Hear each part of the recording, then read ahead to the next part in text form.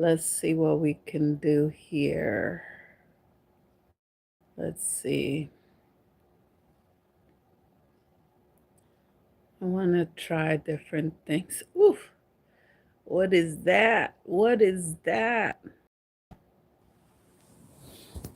So as you can see, it is getting better. It's peeling on both sides. This side's a little bit more stuck because the cut seems to go down here. But this side, yesterday was 7 days, 7 whole days. Hey, hey. 7 whole days yesterday. So I had a parathyroid surgery, which for those of you who just seen my shorts and was like, what is she doing? Like, I tried something different yesterday, the two ponytails. It looked cute, but it was like hurting the middle. Like it was pulling the hair. Um, so the braids are supposed to go in. So obviously it was pulling against the grain. But anyways, for those of you who don't know, who was wondering what the heck is that on her throat? So I had a parathyroid surgery on the 21st of May, 2026, in case you're watching this years later. Um, and basically, the parathyroids are four little bubbles behind your thyroid, behind that weird looking brainy thing when you look at the body parts and you take the thyroid out. Well, what the model at the medical school or the science class didn't show you that there's four little balls, little rice drop looking things behind that. And those are called the parathyroids. And they do, even though they do a job connected to your hormones, they basically supposedly don't communicate with your thyroid, which the thyroid controls your hormones. So it's kind of weird. They're right next to each other, but they don't communicate. They don't talk. The brain is the one trying to do all the blood, the brain, the hormones is doing all the communicating. Separate lanes, I guess. And when you have a parathyroid that's enlarged, that's bigger than normal, they worry that it could become cancerous. For 2 years, I went through a lot of tests, a lot of scans, a lot of blood work.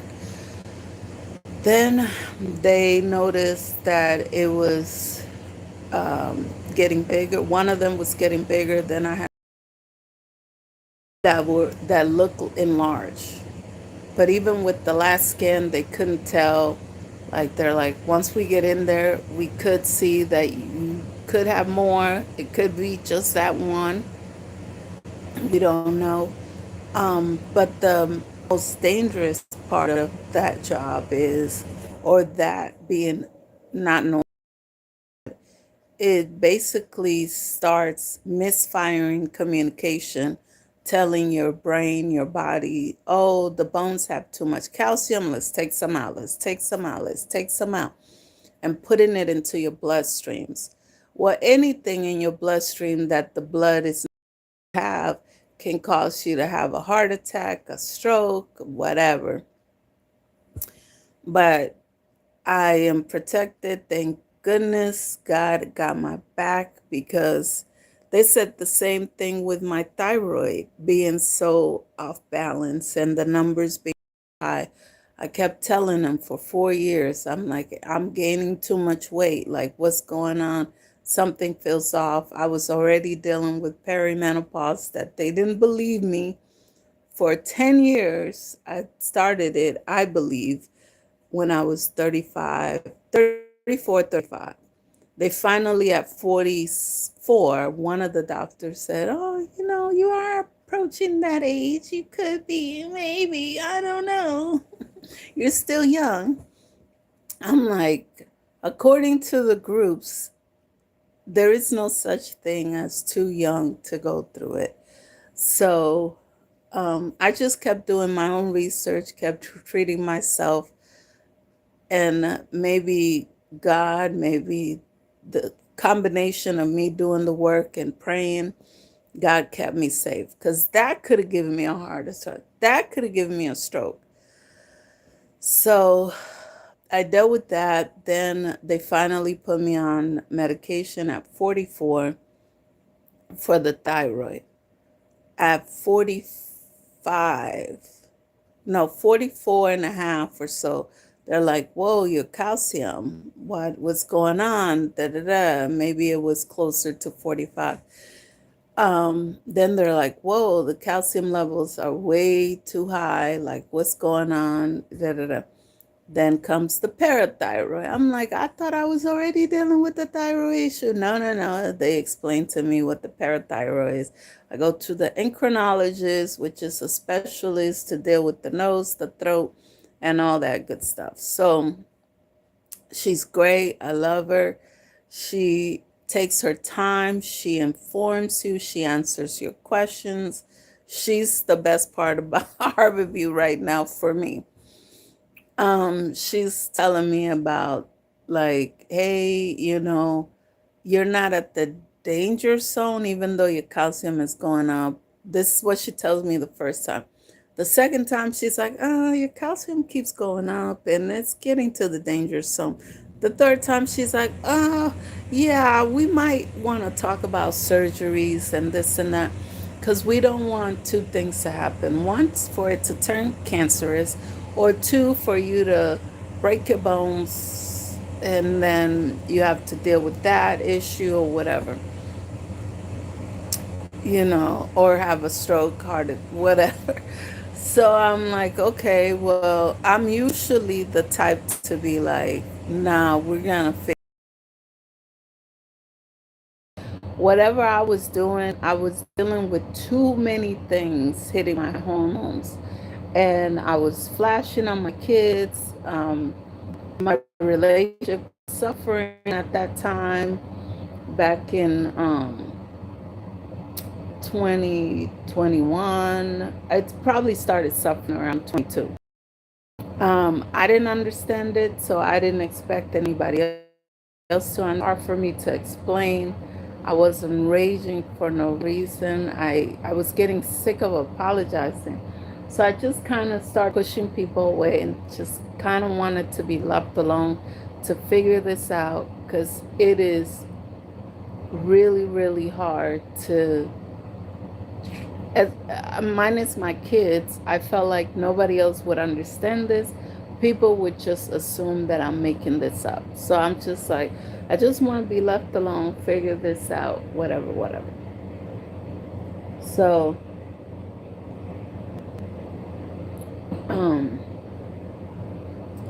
so yeah, that happened, and then, so there is no medicine for the parathyroid stuff. There is, at least from what they tell me.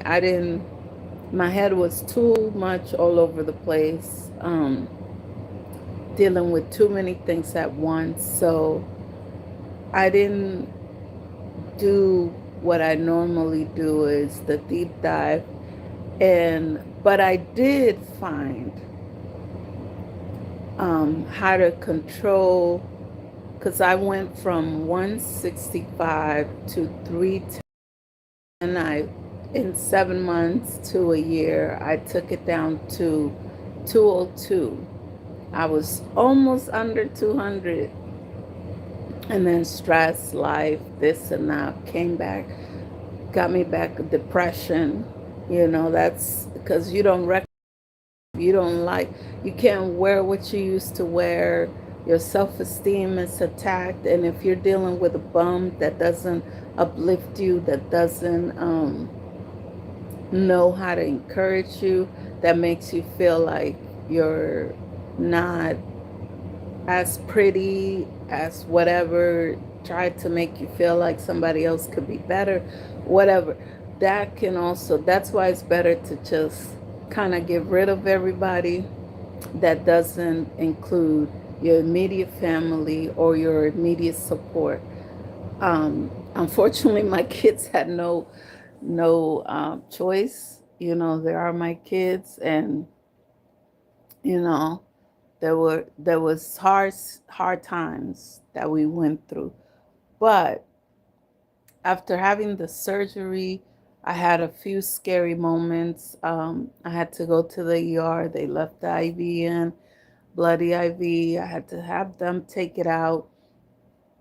And then the next thing was this gasping thing. Like, I don't know if you ever been hit in your back, like when your parents spank you or whatever, or they slapped your back and you just kind of like you lost your breath, or when you're crying and you're so it just felt like a whole bunch of random moments. Like it would just, or when I leaned, I know I still notice even 8 days after the surgery, I still notice I can't, like, I couldn't empty out my dehumidifier because the minute I lean down to pick up something, it's still kind of, I still gasp. So, as long as I don't do that, I don't know. Yesterday was my first day that I noticed the whole day I wasn't gasping at all.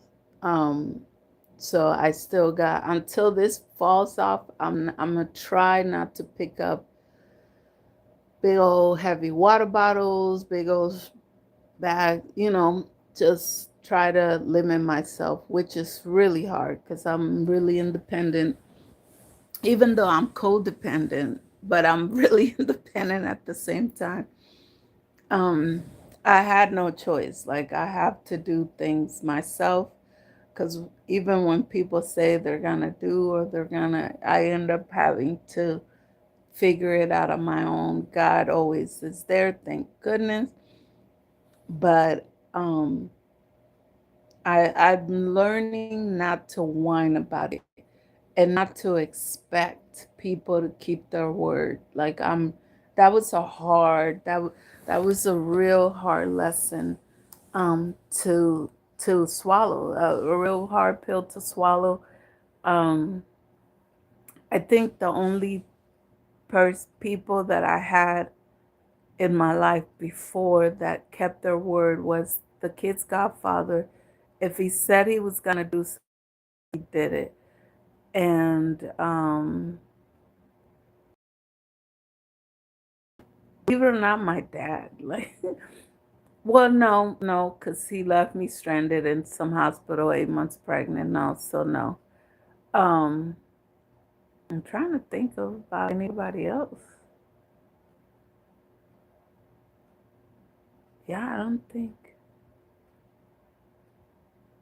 For a while, too, like from the time Ajani was 4 months to the time she decided to disappear on us, I think Ajani was like in seventh grade. So, whatever age that is, she decided to no longer be grandma, decided to disappear without, but there was hints, like she started giving me stuff. And I was like, what? She's giving me like these fancy glasses, drinking cups, glasses type of thing, crystals. Um, this picture that I know it meant a lot to her. So I was like, why is she giving me all this stuff? And the last time that she came over, she was teary eyed. And I didn't understand it until oh, okay, she was saying goodbye in her own way. Like, all right, well, it is what it is, right? But yeah, those two people, choose when they chose to be there and they had no interference, or if they wanted to be there, if they said they were going to do something, they went beyond what, beyond. Um, but that's okay because, I mean, don't get me wrong, I'm not a robot. So, like, even the surgery, um, there was somebody that was supposed to come in with me, but I had to just be grateful that she was willing to take me in. Dang it, I hate when I do that. I was trying to cook something, trying to cook the edges. My son brought us a pizza, and I should have just put like butter around the edges so it could cook. I'm burping. I'm not gasping. But either way, um, even up to, I don't think she knew she wasn't gonna come in. She's like, okay, let me park or whatever. I'll drop you off. Let me park. And then right before we pulled up to the entrance, she's like, okay, I'm gonna drop you off and I'll see you later. I was like, oh, okay. I was the only one in the waiting room sitting by myself. I was the only one in surgery sitting by myself. Or before, they took me to surgery. But like I said, I had to come home and be like, okay, well, I told myself, well, you know, why did I expect anything more? Like, it's weird. I keep expecting something that's not gonna happen. But the good news is that I'm never by myself 100%. I know that God gives me the strength because to get through as much hell as I've gotten through in my life and still make it out okay, still make it on the other side, and still have the heart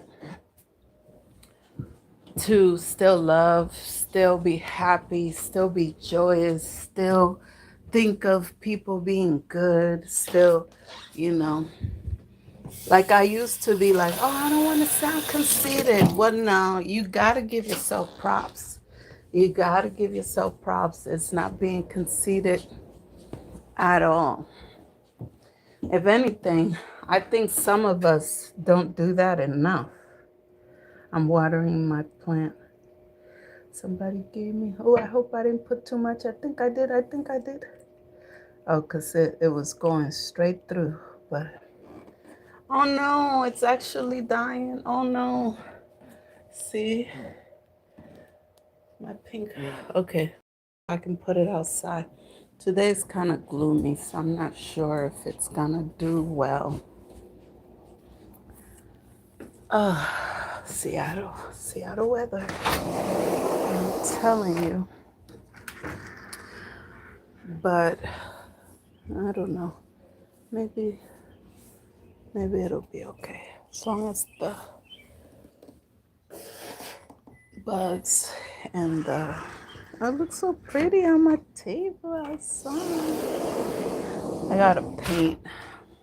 I feel like I want to do all these projects and this and that, but my first thing is gonna be painting the patio furniture. Like trying to brighten it up. That's what I'm on nowadays. Between smells that help me heal and give me some kind of joy. Like I love doing my smell goods, cinnamon and whatever else I have. If I have apple peel or, the core of an apple. If I have any citrus peel, help. I don't know, like it does something through to the brain, especially when I do the citrus one. Clove, cinnamon, vanilla. Like if whatever you have right now, I have nutmeg in it, clove. Let me show you. I'm going, and everybody. So it looks weird, and some people are really like creeped out by it because they're like, "What is this?" Let me make sure the oven is off. So yeah, it doesn't look as the picture. I'm trying to make it. Yeah, there's no, I don't know. Yeah. So once I boil it, then like 15 minutes later, the whole house smells so good. And it's natural, so it's not gonna hurt your nose. It's not gonna, I don't know, it does something to the spirit. So even in my coffee, I put, I'm gonna wait to cut this. I put nutmeg, cinnamon, and a little bit of ginger. And I just tap like twice on the, so good. Tap and put it in. I didn't even mix it in. I just left it on top. So every time you take a sip, you kind of sniff the smells. And yeah, that does something to, I don't know, it does something to my soul. It helps get rid of all those negative thoughts in my head. And it just gives me a whiff of positivity. I don't know if I'm making sense, especially if you, if the enemy tries to lie to you or people try to confuse you and make you forget who you are and what God is doing in your life, that are acting like they want to be loving, supportive person in your life, will sometimes come into your life to confuse you, throw you off balance, throw you off your purpose. And it's your job to notice the pattern. Oh, I forgot, I have Old Spice too. I gotta get my son to put this up. But yeah, oof. Or I can't wait. I'm losing a little bit at a time because I just went through something that had me off balance, had me gaining weight for no damn reason, out of stress. So since that day, I went from, and I'm not, people are like, why are you aren't you embarrassed telling your weight? No, why? That's just like old folks, well, not old folks, aunts and uncles. Well, it was more the women who were scared of their age. I'm like, why? Be blessed that you made it through, especially it's meant to be a testimony. You don't know what that's gonna do for somebody else, how that's gonna help somebody else. So never be scared. So since that situation, technically Mother's Day, I think right before Mother's Day, I made up my mind that that was no longer for me. Um, he was supposed to come 4th of July. Then just out of nowhere. So whatever that day was, that's when I knew this person is really trying to play. Play.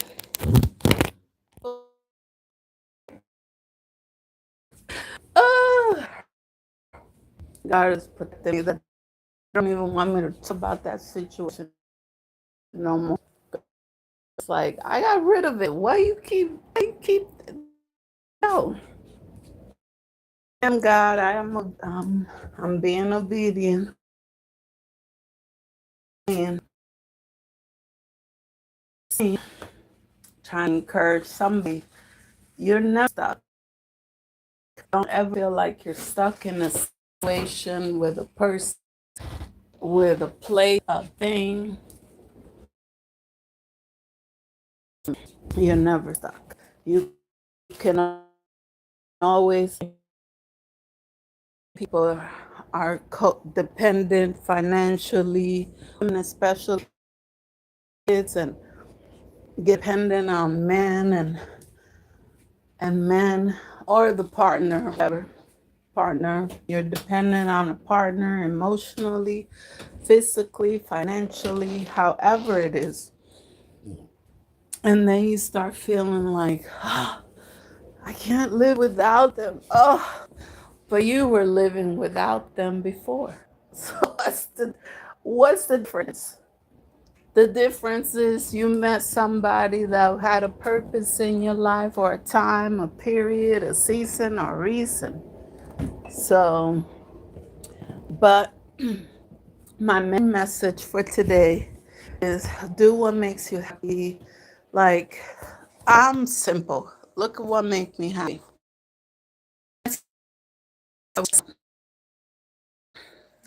Yeah, I didn't make my bed because I get in it. I was so stressed, and I felt like the support that I should have been receiving from friends or family, I didn't have. But I put this up. I used to have it behind my bed when I used to do my videos telling my life story. I put this up and I just kept repeating God's love, no matter how depressed or scared I was or confused things and people were trying to make me. God's love, God's love, God's love. And then I also put, this is my little, I don't know why it's still moving. The, anyways, can't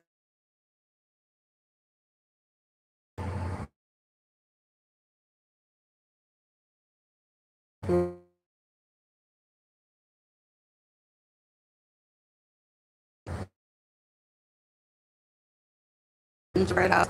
Thinking about my grandpa, Papa Foforo. He used to love these things. He used to have fighting ones. His rooster used to win a lot, but I don't know if that's exactly what he looked like, but this reminds me of him. I gotta get something that reminds me of Grandma Papa Tifa. I know my grandfather used to do like rapao, which is icy Hawaiian ice thing, which I think that one of the main reasons I fell in love with my ex-husband, because he told me that early on, and it's just I can't get ahead, but I really do Hawaiian shave ice, and I was like, what is that? Once I saw it, what? Oh, it's meant to be. It is meant to be. He had me real good after that. Yeah, so either way, smells, little gestures, whatever makes you feel like you can get out of negative.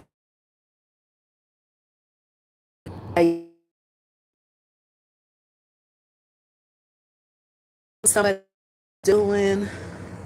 I think a lot of people also find it hard to be, because so many are trying to be somebody else or trying to copy somebody else. Like, just be you, whatever that is.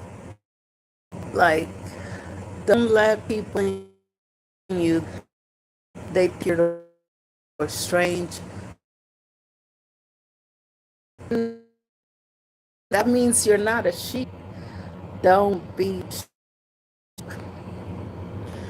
Anyways, I'm done. I hope you have a lovely day, night, evening, whatever it might be, afternoon.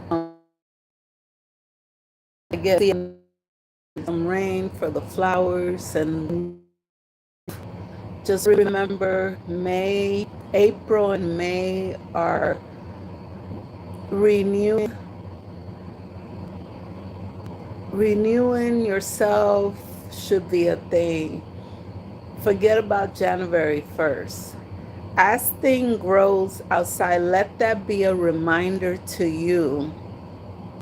Like, okay, have I grown since last year, since last spring? Have I sprung? Like, just be springing all over the place. All right. Okay, so share if you care, because people do anyway, secretly. Just share if you care, like, comment, subscribe.